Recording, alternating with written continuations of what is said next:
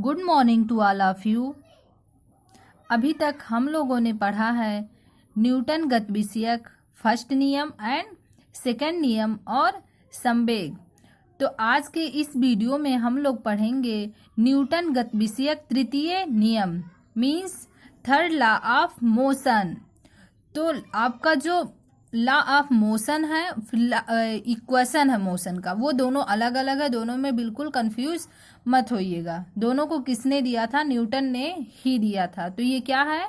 गति का तीसरा नियम। अब देखिए थर्ड नियम आपका क्या कहता है कि यदि किसी भी वस्तु पर हम बल लगाते हैं तो वह वस्तु भी हम पर उतना ही बल लगाती है, लेकिन उसका दिशा जो होता है विपरीत दिशा होता है। अब आप सोचिए कि आप क्या करते हैं, अपने ही हाथ से किसी को मार रहे हैं या किसी चीज पे पटक रहे हैं, तो देखेंगे आप अगर आप धीरे से पटक रहे हैं तो आपके हाथ पर एक बल लगेगा जिससे आपको ये लगेगा कि आपके हाथ पे चोट लग रहा है।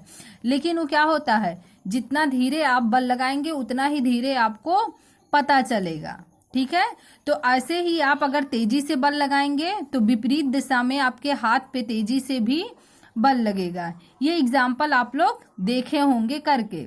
तो देखिए आपका थर्ड नियम यही है कि अगर किसी वस्तु पर बल लगाते हैं तो दूसरी वस्तु भी पहली वस्तु पर उतना ही बल विपरीत दिशा में लगाती है। अब आप जानते हैं कि पहली वस्तु द्वारा जो बल लगाया जाता है उसे क्रियात्मक बल अथवा क्रिया बल, और दूसरी वस्तु द्वारा लगाए गए बल को प्रतिक्रिया बल अथवा प्रतिक्रिया कहा जाता है।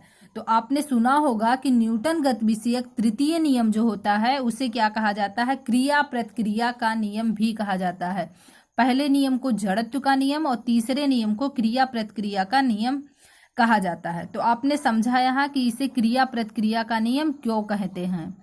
ठीक है, अब इसके कुछ एग्जाम्पल होते हैं आपके, देखिए वो क्या होते हैं क्रिया प्रतिक्रिया नियम के एग्जाम्पल।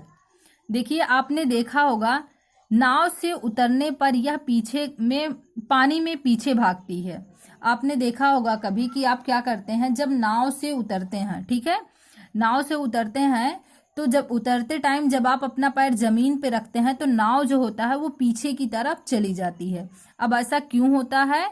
वो थर्ड नियम के अनुसार ही होता है। कैसे होता है? देखिए जब आप नाव से उतरते हैं तो क्या होता है, उसमें जब आपके पैर जमीन पर पड़ते हैं तो आपके पैरों द्वारा उस नाव पे एक क्रिया बल कार्य करता है जिससे नाव पीछे की ओर भागती है। लेकिन जब उस पे आप बल लगाएं तो अभी आप तीसरे नियम में पढ़ें कि किसी वस्तु पर बल लगाएंगे तो विपरीत दिशा में बल लगाएगा, तो उस नाव द्वारा आपके पैर पे भी बल लगाया जाता है जिससे आप जमीन पे कूद पाते हैं। ठीक है, तो ये पहले नियम का हो गया।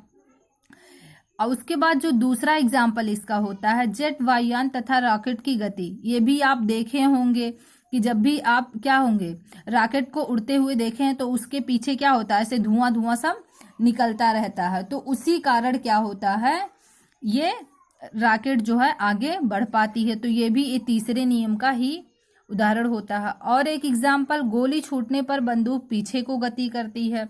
जब भी आप क्या होगा बंदूक से गोली चलाएंगे तो बंदूक आपका जो होगा पीछे की तरफ भागेगा। तो ये भी होता है किसके कारण? क्रिया प्रतिक्रिया के कारण।